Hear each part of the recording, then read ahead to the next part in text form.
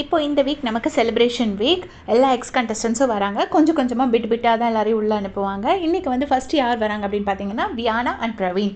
Praveen the most deserving contestant and most unfair eviction. என்ன பொறுத்தளவில் நிஜமாகவே ஒரு ஃபுல் ஹார்ட் அண்ட் சோல் எல்லாத்தையுமே வந்து பிபி கேமுக்காக கொடுத்து விளையாண்டாரு. அவரை ரொம்ப சீக்கிரமாக அனுப்பிச்சி விட்டுட்டாங்க. அது அவங்களுக்கு தான் லாஸ், இவங்களுக்கு அவருக்கு இல்லைன்னு தான் நான் சொல்லுவேன்.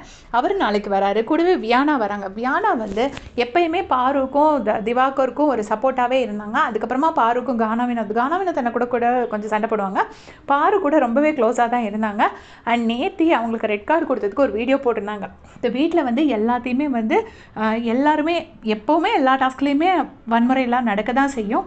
ஆனால் எல்லாமே அதை பற்றி ஈஸியாக எடுத்துகிட்டு தான் போயிட்டு இருந்தாங்க. எந்த டாஸ்க்கையுமே இந்த வீட்டில் ஃபன்னாக விளையாட மாட்டாங்க.